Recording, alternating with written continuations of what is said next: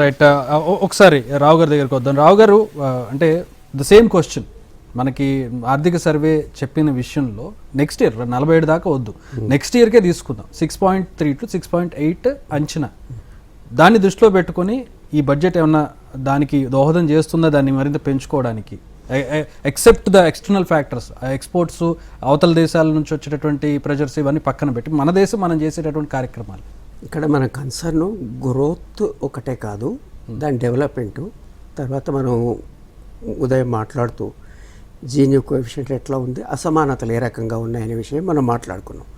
అది ప్రధాన అంశం అవుతుంది. కానీ గ్రోత్ 6.8 అవుతుందా, 6.6 అవుతుందా, లేకపోతే ఈ అంచనాలు సరిగ్గా బిల్డప్ చేసినాయా లేదా అనేది మరో విషయం. వృద్ధి జరుగుతుంది అంటే పెట్టుబడులు పెరిగితే వృద్ధి జరుగుతుంది. వృద్ధి ఎక్కడ జరుగుతుంది? ప్రభుత్వం పెట్టే పెట్టుబడుల ద్వారా కూడా జరుగుతుంది, ప్రైవేట్ పెట్టుబడుల ద్వారా కూడా జరుగుతుంది. వృద్ధి వ్యవసాయంలో జరుగుతుంది, వృద్ధి సేవా రంగంలో జరుగుతుంది, వృద్ధి ఇతర రంగాల్లో కూడా, పరిశ్రమలో. ఎక్కడ వృద్ధి జరుగుతుంది? ఆ వృద్ధి అనేది సమ్మిళిత వృద్ధ్యా కాదా అనేది ప్రధాన అంశం. అది జరుగుతుందని అనిపించడం లేదు. తర్వాత వారు అన్నట్టు అన్నీ ఉన్నాయి, విభేదించండి. నేను ఆ మెన్యూ కార్డు అయితే ఉంది, ఆ మెన్యూ కార్డులో ప్రతి ఒక్కటి ఉంది, మీకు ఏమేం కావాలో అంత లిస్ట్ అంతా ఉంది. అవి మీకు వడ్డించినప్పుడు వాస్తవంగా అవన్నీ మనకున్నట్టుగా అవి లేవు అని అనిపిస్తుంది. తర్వాత బడ్జెట్లో అన్ని బడ్జెట్ స్పీచ్లో అన్ని విషయాలు చెప్పడం కుదరదు. ఇంకొక 11 డాక్యుమెంట్లు ఉంటాయి. అది అన్యాయమే. మనం ఈ బడ్జెట్లో ఇది లేదు అది లేదని చెప్పడం, బడ్జెట్లో లేవని అనడానికి వీల్లేదు. కాకపోతే ఫోకస్డ్గా మాత్రం బడ్జెట్లో కేటాయింపులు మాత్రం ఆనవాయితీగా ప్రతిసారి చెప్తున్నారు. హెల్త్ సెక్టర్ బడ్జెట్ ప్రసంగాలతో కంపేర్ చేసుకుని మనం అడుగుతున్నాం. కొన్ని అలొకేషన్స్ అక్కడ ఫోకస్డ్గా ఈ స్పీచ్లో చెప్పలేదు, కానీ ఖచ్చితంగా ఉంటాయి.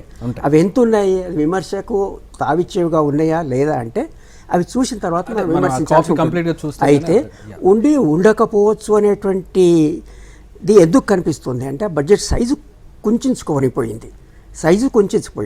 అది స్పష్టంగా మనం బడ్జెట్ సైజ్ ఎంత అనేది మనం ఎవరో వినలేదు, ఇంకా చూడాల్సి ఉంటుంది మనం. కాకపోతే రివైజ్డ్ ఎస్టిమేట్ మాత్రం నేను చూశాను, ఈ బడ్జెట్ ఎస్టిమేట్ కంటే ఈ సంవత్సరానికి అది తగ్గింది.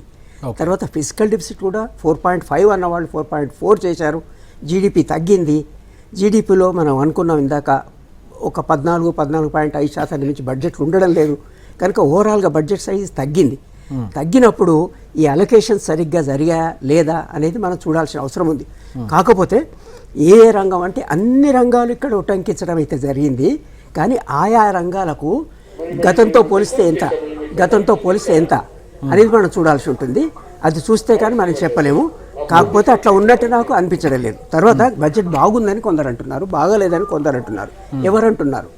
ఇప్పుడు దేశం అంటే ప్రజలు అని అన్నారు కదా, ఆ ప్రజల్లో 85-90% ప్రజలు ఏమంటున్నారు, 10% వాళ్ళు ఏమంటున్నారు, 1% ఏమంటున్నారు, పారిశ్రామికవేత్తలు ఏమంటున్నారు, టాప్ కార్పొరేట్స్ ఏమంటున్నారు. ఎవరెవరు వారి దృష్టిలో చూసి ఇది మాకు బాగుంది బాగలేదని అంటారే, దాన్ని బట్టి మనం అర్థం చేసుకోవాలి. ప్రజల దృష్ట్యా చూస్తే ఇక్కడ కావాల్సినటువంటి ప్రధానమైనటువంటి అంశాలు ఎంప్లాయ్మెంట్ అంత నేను సంతృప్తి పడే విధంగా ఇక్కడ లేదు. ఆర్గనైజ్డ్ సెక్టర్ ఎంప్లాయ్మెంట్ ఏమైనా పెరుగుతుందా అనేది, అన్ఆర్గనైజ్డ్లో ఏమైనా క్వాలిటీ పెరుగుతుందా అంటే అట్లాంటి హామీలు ఇక్కడ ఏమి వచ్చినట్టు నాకు కనిపించలేదు. తర్వాత ఇన్ఫ్లేషన్ ఉంది, ఇన్ఫ్లేషన్ తగ్గింది కదా 1.2 అంటే పెరిగింది ఎంత బేసు, దానిపైన ఇప్పుడు పెరిగింది ఎంత, ధరవరలు ఏ రకంగా ఉన్నాయి.